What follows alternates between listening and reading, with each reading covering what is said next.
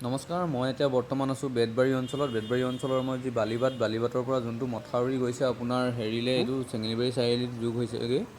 মই সেই ৰাস্তাটোতে আছোঁ। আপোনালোকে ৰাস্তাটো চাওকচোন, তেতিয়া আছিলে কেনেকুৱা, এতিয়া কেনেকুৱা ধৰণৰ আছে। কোনোবাই গম পাইছিলেনে কেতিয়াবা এই অঞ্চলত যে বান আহিব, বানৰ যে যি ভয়াৱহ ৰূপ চাওকচোন বাৰু কেনেকুৱাকৈ আছে। গোটেই ৰাস্তাত মানুহবোৰ আছে। আৰু এটা কথা ভাল লাগিছে, অসমৰ প্ৰতিটো ঠাইৰ পৰাই আহিছে।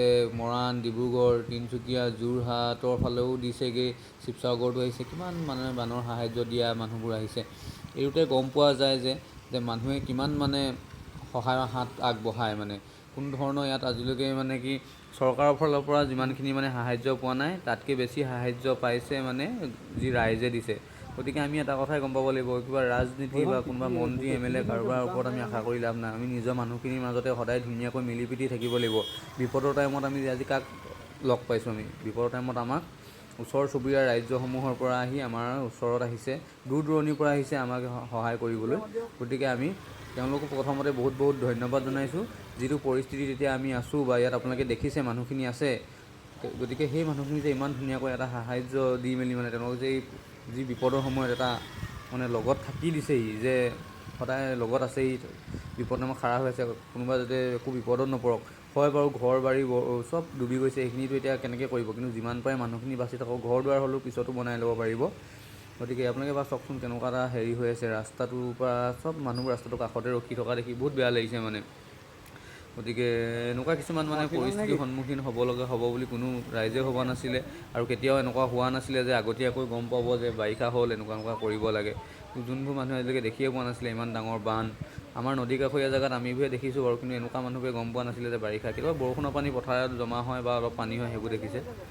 কিন্তু কিমান এটা বেয়া লগা দৃশ্য। তাতে আজি কাৰেণ্টটো নাই, মানে সকলো মানুহ বাহিৰতে আছে, গৰমত বিচনী মাৰিও কিছুমান আছেগৈ ৰাস্তাৰ কাষত।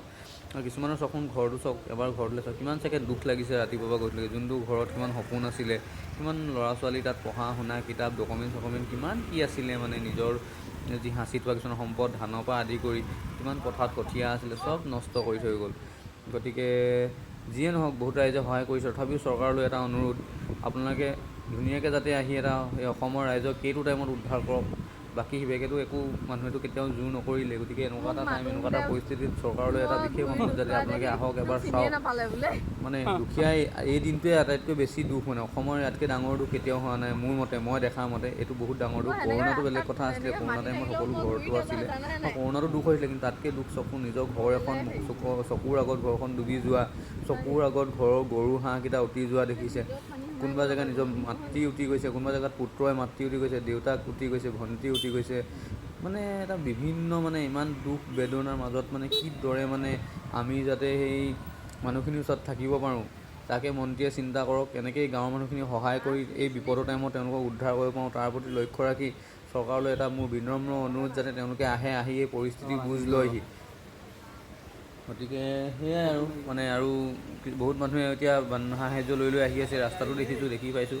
গতিকে আহক। আৰু বিভিন্ন ঠাইতো আছে, নাজিৰা আছে, আপোনাৰ এইফালে আছে পাণবেচা আপোনাৰ চেনিমৰা, ধেৰ কিবাকিবি গাঁও আছে, সকলো জেগাত যাব। নাজিৰাত আছে আপোনাৰ টেঙাপুখুৰী, লাকুৱা, বহুত জেগাত আছে, চব জেগা দেখাব পৰা নাই। গতিকে কিছুমান অঞ্চল দেখাইছোঁ যে এনেকুৱা পৰিস্থিতিৰ সন্মুখীন হৈ আছে, হয়তো তেওঁলোক এমাহো লাগিব এনেকুৱা পৰিস্থিতি। গতিকে ৰাইজসকললৈ এটা অনুৰোধ, যিসকলে বানৰ সাহাৰ্য দিছে, মানে এখন গাঁওখনতো আপোনালোকে এবাৰ চিনি পাইছে, দেখি গম পাইছে যে এনেকুৱা ঠাইলৈ গৈছোঁ। গতিকে কিমান টাইমত কিমানখিনি বস্তু কিমান দিন চলিব পাৰিব, সেইবাবে দিয়ক।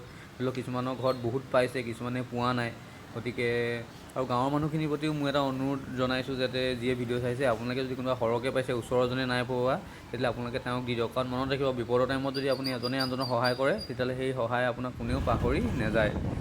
বিশেষ ক'বলগীয়া একো নাই, আহি দেখালোহি যে এনেকুৱা মানুহবোৰ এনেকুৱা পৰিস্থিতিত আছে।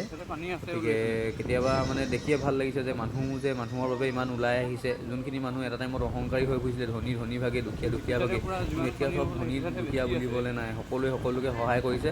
ইয়াকে দেখাই থৈ গ'ল জুবিন দায়ে যে এখন মানে মানুহ, এইখনত আমি মানুহ হয়। যি জুবিন দাৰ দিশেৰে যিবোৰ মানুহে জুবিন দাৰ জ্ঞান লৈ চলিলে, আজি আমি এটা কথা গম পাইছোঁ, চব একতাৰ বান্ধোনত বান্ধ খাই আমি ধুনীয়াকৈ চলিব পাৰিছোঁ। গতিকে বহুত ভাল লাগিছে দেখি যে ইমান মানুহে আমাক সহায় কৰিবলৈ আহিলে। মই নিজে বানত, মোৰ ঘৰ দিখৌ কিনাৰত, মোৰ নিজে ঘৰ ডুবি আছে, তথাপিও মই মানে আহিছোঁ যে এনেকুৱা গাঁওবোৰ দেখাবলৈ, যোনবোৰ গাঁৱত মানে প্ৰয়োজন হৈছে বান সাহাৰ্য্যৰ বহুত বেছি প্ৰয়োজন হৈছে। গতিকে তেনেকুৱা গাঁওবোৰ মই দেখাই থৈ গৈছোঁ আপোনালোকক। যিসকলে দিম বুলি ভাবিছে বান সাহাৰ্য এইবোৰত আহি দিব পাৰিব।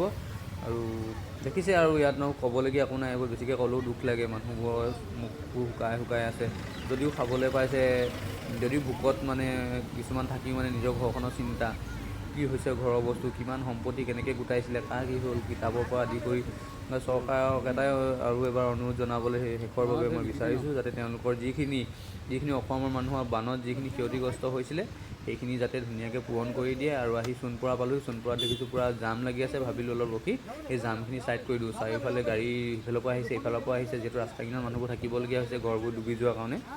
গতিকে যিমান পাৰোঁ অলপ এইখিনিতে গাড়ী চাড়ীবোৰ ইফাল সিফাল কৰি ময়ো নিজৰ ঘৰলৈ যাব লাগে, এতিয়ালৈকে ঘৰেই পোৱাগৈ নাই, মইতো ডিব্ৰুগড়ৰ পৰা আহি আছিলোঁ, ভাবিলোঁ দেখাই থৈ আহোঁ গাঁওবোৰ কেনেকুৱা হৈ আছে, নিজেও চালোগৈ এবাৰ, যাতে ৰাইজে ইয়াত বান সাহাৰ্য দিবলৈ সুবিধা পায়, ক'ত দিম বুলি সুধি থাকে যোনে তোনে, গতিকে এইবোৰ ঠাইতে দিবহি। আৰু ইমানটোৱে আছিলে, এতিয়া এইখিনি জামখিনি ক্লিয়াৰ কৰি মই লাহেকৈ আৰু যাম আৰু ঘৰলৈ, ঘৰটো চাবগৈ লাগিব, ঘৰটো বহুত মানে নিজৰ ঘৰখনলৈও বেয়া লাগে, কিন্তু চবলৈ বেয়া লাগিব, আমি চবেই চবক সহায় কৰিব লাগিব। গতিকে পুনৰবাৰ মই ধন্যবাদ জনাইছোঁ সেইসকলক যিসকলে ছ'চিয়েল মিডিয়াত আগৰ পৰাই লাগি আছিলে, চবেই কিবাকিবি কয় ছ'চিয়েল মিডিয়া কিবাকিবি, কিন্তু এতিয়া আজি ভাল লাগিছে বহুত, জয় অসম, জয় জুবিন দা, আৰু বহুত ধন্যবাদ সেইসকলে যিসকলে সহায় কৰিবলৈ ওলাই আহিছে।